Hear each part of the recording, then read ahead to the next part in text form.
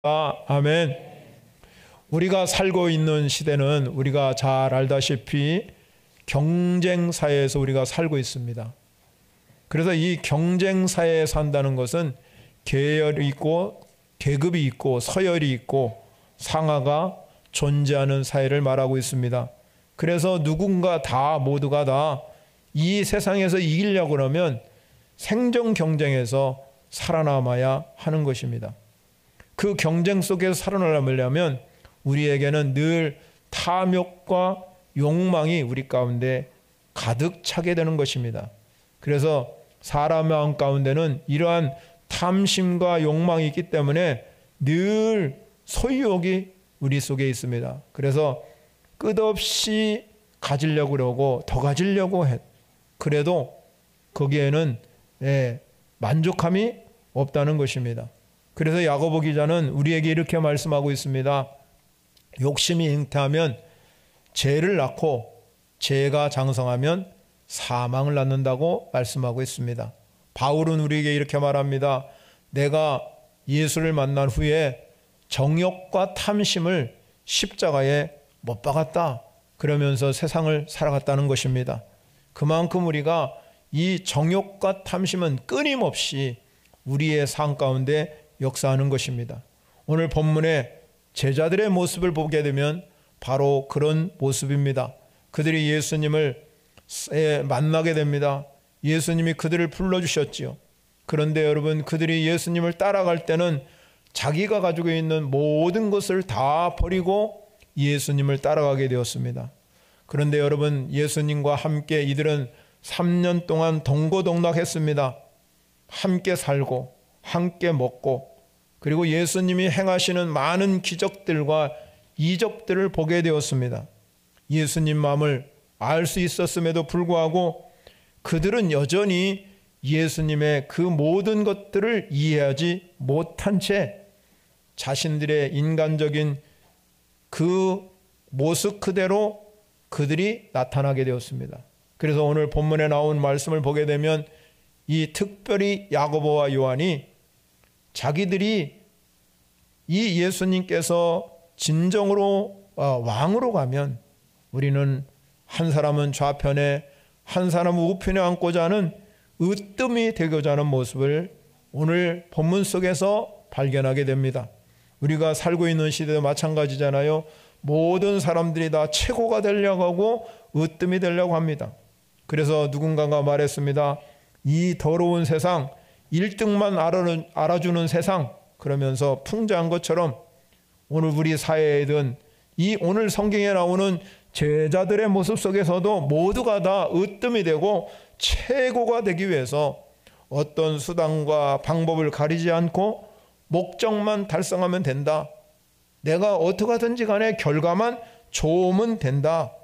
그래서 그들이 도덕적으로나 윤리적으로나 또 하나님 말씀대로나 그건 상관하지 아니하고 내 결과가만 좋으면 모든 것이 다 덮어질 거라고 생각하는 것이 오늘 우리의 현실입니다. 사랑하는 성도 여러분, 사람들이 아무리 정상을 정복하고 그리고 성공하고 모든 것을 다 가졌다고 해도 거기에 행복이 있고 거기에 삶이 아름다워야 되는데 그렇지 못하다는 것이 문제잖아요. 그래서 솔로몬이 세상을 살아보고 정말로 하나님께서 솔로몬보다도 더 많은 부귀와 영광을 누린 사람이 세상에 없었다, 그렇게 말씀하고 있습니다. 그런데 여러분, 그의 인생의 고백서인 잠언서에 보면 그의 삶을 이렇게 표현합니다. 헛되고 헛되니 모든 것이 헛되도다. 그렇게 허물을 말하고 있다 이 말입니다.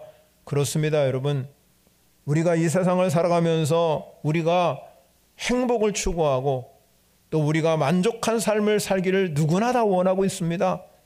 그런데 오늘 예수님께서는 제자들이 그렇게 으뜸이 되고자 하고 권세를 누리려고 하는 그 제자들 앞에서 누구든지 크고자 하는 자는 섬기는 자가 되어야 되고 으뜸이 되고자 하는 것은 모든 사람이 종이 되어야 한다고 예수님이 말씀하셨습니다. 사랑하는 성도 여러분, 예수님도 세상을 알고 있습니다.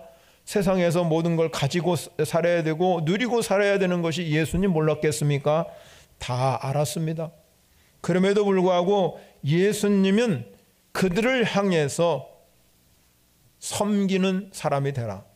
예수님이 오신 목적은 그래서 내가 섬김을 받으려 온 것이 아니라 섬기러 왔다고 강조한 줄 믿으시기 바랍니다. 그런데 우리도 마찬가지잖아요. 우리가 예수 믿습니다. 예수 안에 있습니다.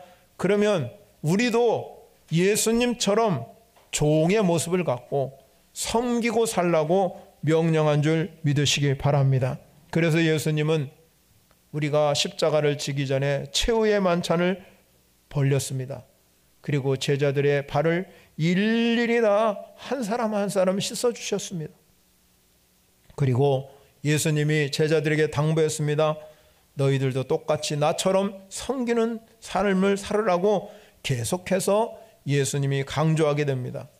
예수 믿는 저희들에게도 오늘 이 땅에 살아가면서 얼마나 많이 갖고 사느냐, 얼마나 많이 누리고 사느냐, 그것도 중요하지만 얼마나 많이 섬기고 사느냐, 주님이 오늘 이 시간에 저와 여러분에게 요구하는 줄 믿으시기 바랍니다. 이탈리아에 가면 특별히 로마에 가면 바울 순교교회가 있습니다. 교회에 들어가면 왼쪽 벽에 바울의 순교당하는 이 장면이 새겨져 있고요. 오른쪽에는 베드로가 거꾸로 십자가를 진 그 모습이 그려져 있답니다. 또 안쪽 제단에 가면은 바울의 이 순교당할 때 목을 쳤는데 이 바울의 목이 3번 텄답니다. 그래서 거기에 그러한 것들이 이렇게 있어요. 그래서 3개의 제단이 거기에 있다는 말이에요. 여러분, 이 바울 순교교회를 딱 들어가면서 베드로의 모습을 상상해보고 바울의 모습을 상상해보라는 거지요. 그것은 뭡니까? 그들이 당당하게 예수님 때문에 순교당하는 모습이 거기에 두 사람의 모습이 걸려져 있다는 겁니다. 어떻게 여러분 이들이 정말로 이렇게 당당하게 순교를 할 수 있겠습니까? 어떻게 그들이 여러분 정말로 당당하게 복음을 증거할 수 있겠습니까? 그 감옥 속에서도 사도 바울이 우리에게 말하잖아요. 항상 기뻐하라. 다시 말하노니 기뻐하라. 자기는 감옥 안에 지금 갇혀 있으면서 그 당시에 그리스도인들에게는 너희들이 이 세상을 살아가면서 기쁨을 잃지 말라고 그렇게 명령할 수 있겠습니까?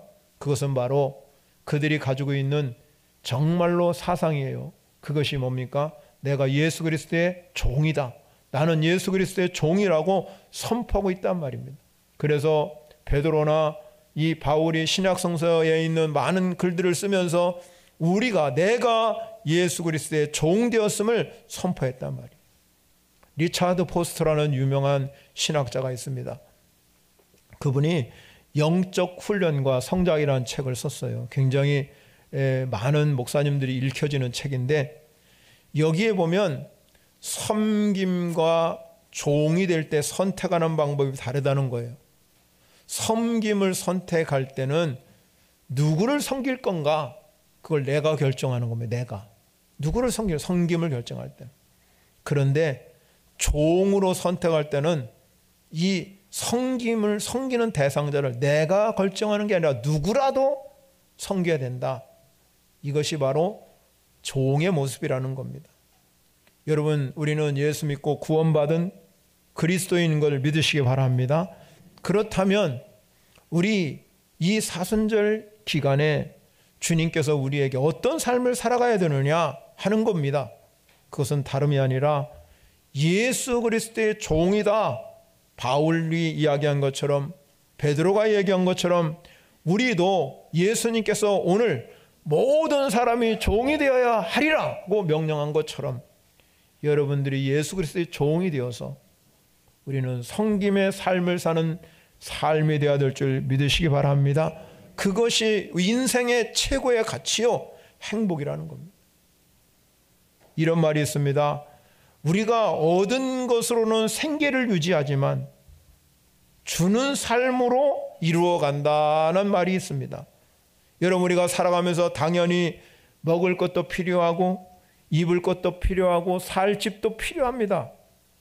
그래서 이 모든 것이 가능하기 위해서 우리는 최선을 다해서 돈 법니다. 안전과 건강을 위해서 보장도 갖춰야 합니다. 그 다음에 여러 가지 필요를 채우기 위해서 끊임없이 노력해야 됩니다. 그러나 여러분, 진정한 의미 있고 행복한 삶은 거기에 있는 게 아니라 그 속에서 섬기고 베풀고 나눌 때 찾아온다는 것입니다. 우리가 이미 여러분의 인생 가운데서 많이 경험이 되었을 것입니다. 자녀를 위한 부모의 희생적인 사랑, 주변의 필요를 채우는 섬김과 희생이 우리를 감격하게 하고 우리를 보람을 주고 기쁨을 주는 줄 믿으시기 바랍니다. 사랑하는 성도 여러분, 인생을 더욱 아름답고 가치 있게 만들어주는 것은 섬김에 있는 줄 믿으시기 바랍니다.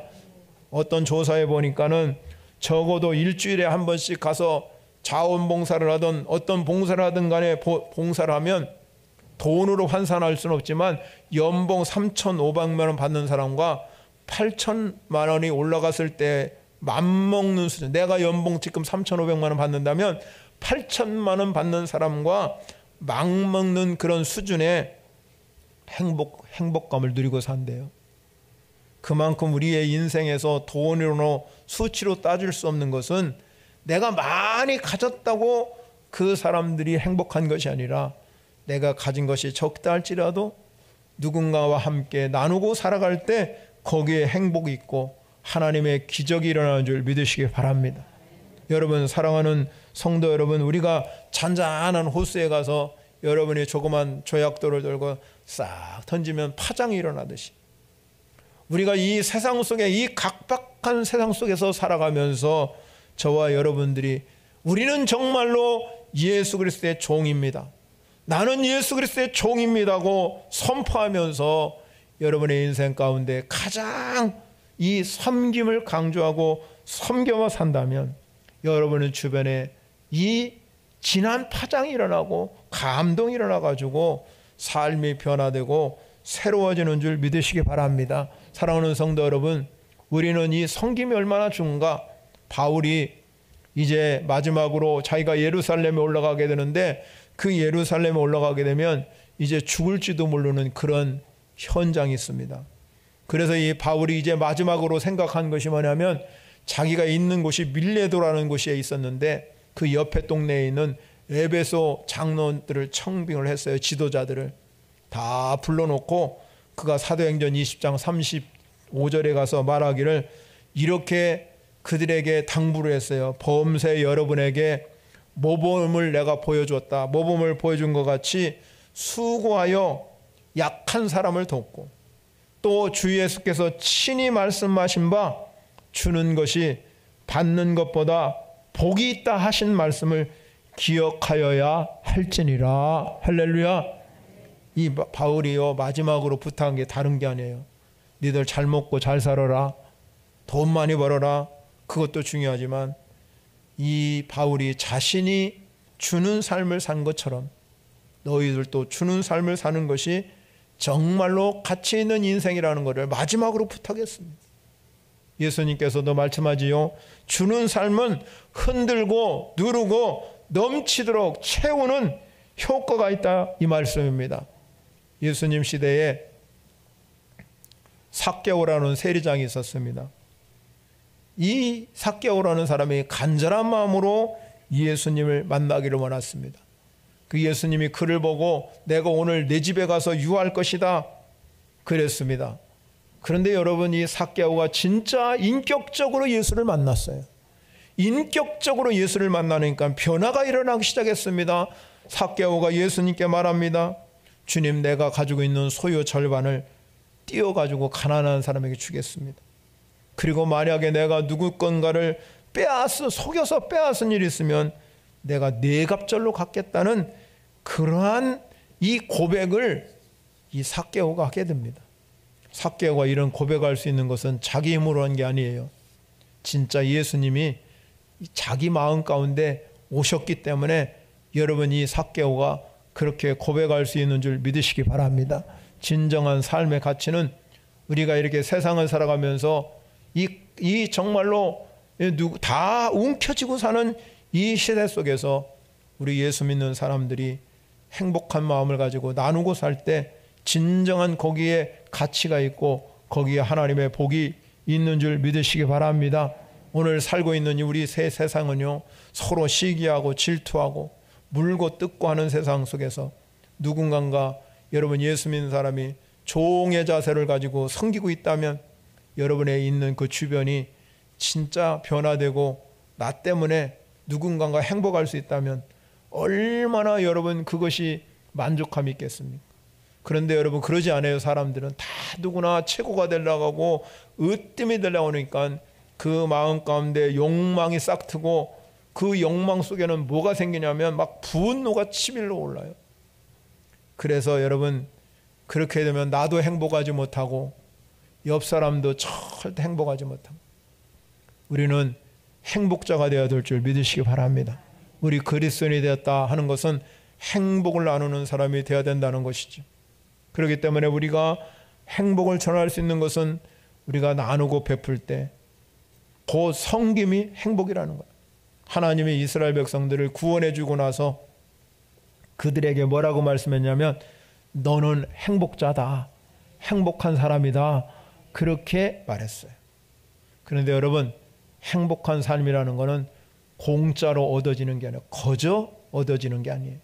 내가 이 행복, 이 삶의 가치를 누릴 수 있는 비결이 몇 가지가 있어요. 첫째는요, 우리가 이 정말로 섬김의 방법은 반드시 대가를 지불해야 됩니다. 대가를 지불해야 됩니다. 대가는요 아무나 지불할 수 없습니다. 내 안에 예수 그리스도 그분이 살아서 내 삶을 지배하고 인도해. 그래서 여러분의 신앙 고백 가운데 예수 그리스도가 나의 주인이십니다. 예수 그리스도가 나의 구세주이십니다. 이렇게 신앙 고백이 분명한 사람들은 그 사람 가운데 대가를 지불할 수 있는 마음이 생기는 거예요. 우리가 주님의 제자가 된다는 게 다른 게 아니에요. 내가 대가를 지불할 수 있는 준비가 된 사람이 주님의 제자가 된 줄 믿으시기 바랍니다.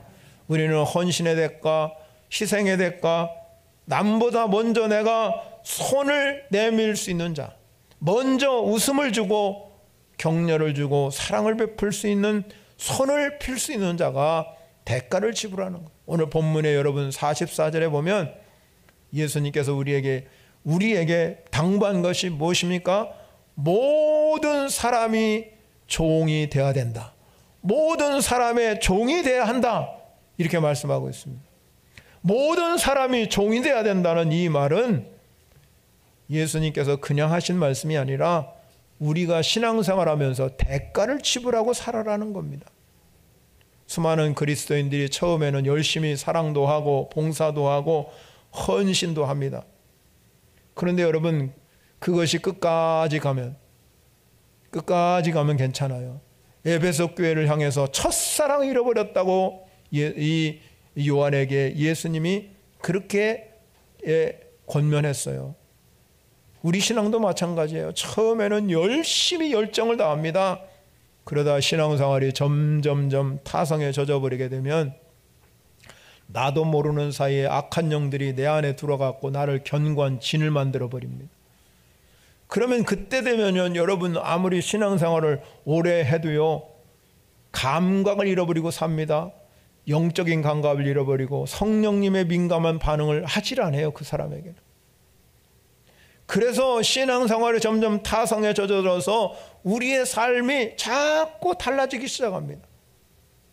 그래서 여러분 직분을 계급으로 인식하게 되고, 그러므로 인해서 내가 대가를 지불려고 하질 않아요. 그렇기 때문에 거기에는 참 기쁨이 없어요. 행복이 없습니다. 여러분의 신앙생활에 내가 예수 그리스도의 종입니다. 내가 모든 사람의 종입니다. 그렇게 고백하고 사는 사람들은 늘 내가 삶의 대가를 지불하려고 노력하는 사람이라 이 말입니다. 그러면 거기에 삶의 기쁨이 있습니다. 거기에 삶의 원동력이 있습니다. 거기에 하나님이 새 생명처럼 살아나게 하신다 이 말이에요. 새롭게 하는 역사가 일어나게 되는 줄 믿으시기 바랍니다. 그래서 여러분 사도 바울이 인생을 마감할 쯤 되었을 때 고백하지요. 나의 달려갈 길과 주 예수께 받은 사명, 곧 하나님의 은혜의 복음 증언한 일을 마치려 하면은 나의 생명조차도 조금도 귀한 것으로 여기지 않겠다. 이 고백이 대가를 지불하는, 섬김은 대가를 지불하는 줄 믿으시기 바랍니다. 두 번째 중요한 거는요, 섬김은 복음을 위해서 사는 거예요. 복음 속에는요, 모든 게 다 포함되어 있습니다. 여러분, 우리가 예수 그리스도를 복음으로 만났습니다. 복음은 참된 소식이요 기쁜 소식입니다. 그런데 여러분, 우리 안에 이 복음으로 무장되어 있다면 우리는 종된 모습으로 섬김의 모습을 살아갈 수 있어요. 왜냐하면 복음을 믿는 자 안에는 예수님의 인격이 있기 때문에, 여러분 안에 예수님의 인격이 있어지기를 바랍니다. 여러분. 그 인격이 뭐냐? 빌립보서 2장 5절부터 8절까지 가면은 너희 안에 이 마음을 품어라. 곧 예수 그리스도의 마음이니, 우리가 품어야 할 마음은 예수 그리스도의 마음, 인격인 줄 믿으시기 바랍니다. 그런데 그분은 어떻게 했느냐? 6절에 가면 그는 근본 하나님의 본체셨으며 하나님과 동등함을 취할 것을 여기지 아니하고 오히려 자기를 비워 종의 형체를 가져 사람들과 같이 되었고 사람의 모양으로 나타나셨음에 자기를 낮추시고 죽기까지 복종하셨으니 곧 십자가에 죽으심이라, 이렇게 말씀했습니다. 종의 모습으로 예수님은 이 땅에 오셔서 우리를 섬기고 십자가에 죽기까지 헌신하셨습니다. 그러므로 우리도 똑같습니다. 여러분, 우리가 이 땅에 살아가면서 복음의 사람이 되어야 된다 이 말입니다. 내 머릿속부터 여러분 뼛속 깊이까지 나는 복음의 사람이다, 나는 복음을 위해서 살아가는 사람이라고 외치고 선포할 때마다 여러분은 복음의 증인이 될 줄 믿으시기 바랍니다. 그러면 우리가 이 복음으로 산다는 것은 예수님을 닮아가는 삶이에요. 우리의 모델은 예수님입니다. 우리의 멘토도 예수 그리스도입니다. 여러분 안에 진정으로 예수 그리스도가 내 안에 머물러서 여러분이 이 땅에 살아가면서 예수님의 형상품을 이루어가는 작은 예수의 삶을 사는 성도 여러분이 되시기를 바랍니다. 유명한 작가인 빅토르 위고라는 사람이 책을 썼는데, 불란서 혁명 직후에 숲을 지나가다가 병사들이 우연히 배고픔에 지친 이 어머니와 세 아들을 발견하게 되었습니다. 그래서 병사들은 그래도 여러분 먹을 게 있잖아요. 그래서 그 중에 한 상사가 빵 한 덩어리를 그 어머니에게 주었어요. 그 어머니가 주니까 이 빵을 가지고 있는 어머니가 얼마나 배가 고프겠습니까? 그런데 이 병사가 준 빵을 가지고 3조각을 나눴어요. 그리고 그 3조각을 아들 셋에게 주었어요. 그 광경을 그 군인들이 지켜봤습니다. 젊은 병사가 빵을 준 그 상사에게 물어봤습니다. 아니, 저 어머니는 배가 고프지 않은 모양이죠? 어떻게 자기 먹을 것은 챙기지 아니하고 아들 셋에게만 먹을 걸 줍니까? 그러니까 그 상사가 말합니다. 얘야, 그게 아니다. 배고프지 않은 것이 아니라 어머니이기 때문에 그렇다. 어머니이기 때문에. 여러분, 어머니의 사랑이 이기심을 극복하는 희생적인 정신이 거기에 있다는 겁니다. 복음의 정신. 여러분, 우리의 복음의 사람도 마찬가지입니다. 어머니의 희생 정신, 여러분 안에 이 희생이 있을 때 바로 거기에 섬김이 있게 되는 줄 믿으시기 바랍니다. 누군가 희생한 사람이 있기 때문에 모두가 행복한 거예요. 누군가가 나를 위해서 희생할 수 있기 때문에. 예수님이 45절에서 오늘 말씀합니다. 자기 목숨을 많은 사람의 대속물로 주려 함이라. 모든 사람들을 위해서 아낌없이 자기 목숨을 대속물로 준 예수님이 그 희생이 있었기 때문에 오늘 우리가 여기에 있는 줄 믿으시기 바랍니다. 누군가 나를 위해서 목숨을 버릴 수 있는 사람이 있겠습니까? 없겠습니까? 세상에 여러분을 위해서 목숨 버릴 사람 한 사람도 없어요. 그런데 자녀를 위해서라면 어머니는 목숨을 버린답니다. 예수님께서 나 같은 죄인 살리려고 자기를 희생시켜가면서 희생의 제물을 내놓으면서 오늘 우리를 구원해 주신 줄 믿으시기 바랍니다. 사랑하는 성도 여러분, 복음의 정신에는 이 희생이 있어요. 그래서 희생은 힘이 있는 것입니다. 희생이 있기 때문에 완악한 마음을 녹여주시는 겁니다. 희생이 있기 때문에 적군을 아군으로 만들 수 있답니다. 희생은 사람의 마음을 움직인다. 강력한 강제력으로는 하지 못해요. 오늘날 여러분 이 코로나 팬데믹 때문에 강력한 강제력을 갖잖아요. 그래도 그걸로 갖고 다 안 된다는 거잖아요. 그런데 희생은 가능하게 한답니다. 사랑하는 성도 여러분, 우리가 이 땅에 살아가면서 예수님이 말씀합니다. 희생정신이 뭐냐? 한 알이 밀알이 땅에 떨어져 죽지 아니하면 하늘 그대로 있고 죽으면 많은 열매를 맺을 것이다. 여기에 희생이 있는 거예요. 복음 정신은 희생이 있어요.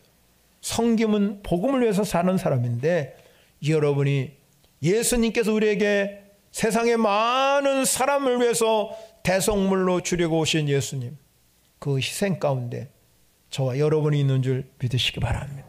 마지막 세 번째는요, 이 성김에는 헌신이 있다는 헌신. 여러분, 우리가 자신을 비우고 버리지 않고는 우리가 절대로 섬길 수 없습니다. 내 욕망과 욕심이 살아있는 한 우리는 절대로 손을 펼 수가 없습니다. 내 주변이 보이질 않아요. 나만 알아요. 그래서 내 인생을 자꾸 움켜잡고 살려고 합니다. 움켜잡힌다고 해서 움켜잡는 게 아니에요. 이용규 선교사라는 사람이 내려놓음이라는 책을 썼어요. 더 내려놓음, 이런 책을 썼거든요. 그러면서 그는 이렇게 말합니다. 우리의 인생 계획표의 백지채로, 이 백지인 채로 하나님께 넘겨주기를 주저한답니다.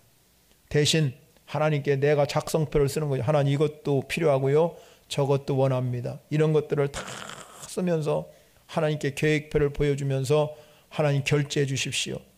마치 저 직원이 사장실에 들어가서 이거 결제하기를 서류를 기다리는 조마조마하는 그 직원처럼 우리의 인생 계획표를 하나님께 다 드리면서 이거 결제해 달라고 합니다.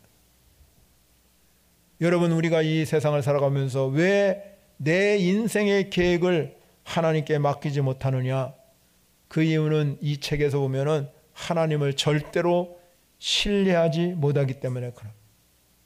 하나님께 맡기면 하나님이 나를 인정해 주신다는 겁니다. 너는 내 것이다, 내 아들이다, 내 자녀다. 하나님께 맡길 수 있는 이유는 내가 욕심을 버리고 욕망을 버리고 다 내려놓으면 하나님께 맡길 수 있는 줄 믿으시기 바랍니다. 여러분, 내 인생의 역표를 다 내려놓고 하나님께 맡기면 거기에 진정한 헌신이 있고 희생이 있게 되는 겁니다. 이 이용규 선교사는 우리가 잘 알다시피 하버드 대학을 나올 정도로 악기 창창에 열린 자인데, 하나님께 자기 인생 계획표를 맡겨놓을 때 하나님께 그에게 음성을 들려줘요. 내가 이제 공부를 다 마쳤으니 몽골 선교사로 가라. 여러분, 그런 부르심에 헌신할 수 있었던 것은 내 인간의 힘으로는 도저히 할 수 없지만 하나님이 나를 부르신 분이 하나님이시고 내 인생의 계획표를 인도하시는 분에도 하나님이시다. 이렇게 고백할 수 있기 때문에 이 이용규 선교사가 몽골 선교사로 갈 수 있었던 것입니다. 사랑하는 성도 여러분, 사도 바울이 고백한 것이 있어요. 나의 나 된 것은 주님의 은혜다. 그렇습니다. 여러분, 오늘 여기까지 인도하신 분이 하나님인 걸 믿으시기 바랍니다.